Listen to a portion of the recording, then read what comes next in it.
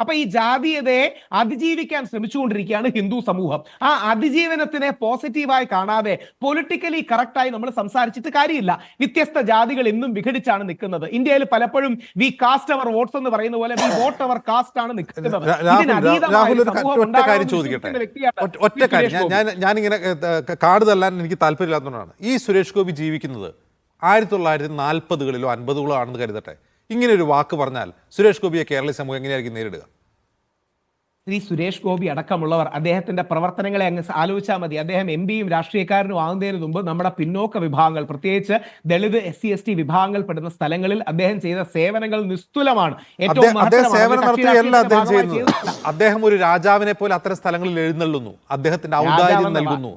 താൻ രാജാവും പ്രജകളുമാണ്. അദ്ദേഹം വോട്ടർമാരെ വിശേഷിപ്പിക്കുന്ന വാക്ക് പ്രജ എന്നാണ്. ഏത് കാലത്താണ് അദ്ദേഹം ജീവിക്കുന്നത്? അല്ലല്ല, ഒരു സെക്കൻഡ്. ശ്രീ സുരേഷ് ഗോപി എന്ന് പറയുന്നത് ശ്രീ A റഹീമിന്റെ കൃത്യമായ രാഷ്ട്രീയ കണിശഭാക്കോ അല്ലെങ്കിൽ ശ്രീ രാജു P നായരുടെ മൂർച്ചയോ ഒന്നും വെച്ച് സംസാരിക്കുന്ന വ്യക്തി അല്ലല്ലോ. അദ്ദേഹം ഒരു സിനിമാ മേഖലയിൽ പെടുന്ന വ്യക്തിയാണ്. അദ്ദേഹം ഈ പറയുമ്പോൾ നിങ്ങൾ ഈ രാഷ്ട്രീയത്തിലെ കറക്കി കുശിയ വാക്കുകളൊന്നും അല്ല അദ്ദേഹം പറയുന്നത്. കുറച്ചുകൂടെ ഹൃദയത്തിൽ സംസാരിക്കുകയാണ് എന്ന് അദ്ദേഹം പറയുകയും ചെയ്തു. ഞാൻ സംസാരിച്ച കാര്യമാണെന്ന്. അദ്ദേഹത്തിന്റെ കൺവിക്ഷൻ അദ്ദേഹം പറയുന്നത് പ്രജയാണ് അദ്ദേഹത്തിന് വോട്ട് ചെയ്യുന്നത്. അദ്ദേഹം രാജാവാണ്. അദ്ദേഹം ദളിത് കോളനി പോകുന്നുണ്ടെങ്കിൽ പരിവാര സമേതം അദ്ദേഹം എഴുന്നള്ളുകയാണ് അവിടെ. അദ്ദേഹത്തിന് ഔദാര്യം അങ്ങനൊന്നും പറയല്ല അജിംസ്, അങ്ങനൊന്നും പറയില്ല. കഷ്ടമാണ്. അദ്ദേഹം ഇനി ഞങ്ങളടക്കം ഞങ്ങളുടെ സഭയെ വന്നാണ് അദ്ദേഹം ഈ വാക്ക് പറയുന്നത്. അദ്ദേഹം പറഞ്ഞത് എനിക്ക് അയ്യപ്പനെ പൂജിക്കാൻ ആ കുടുംബത്തിൽ ജനിക്കണമെന്നാണ്. അതിന് വേറൊരു ദുരർത്ഥം നമ്മൾ കണ്ടെത്തണ്ട.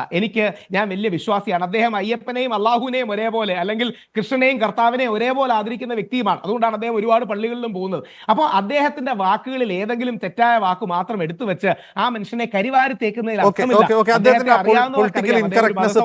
രാഹുൽ ഈശ്വറിന് വേണ്ടി ഞാൻ മാറ്റിവെക്കാം. അദ്ദേഹം കേരളത്തോട് കാണിക്കുന്ന സമീപനം എന്താണ്?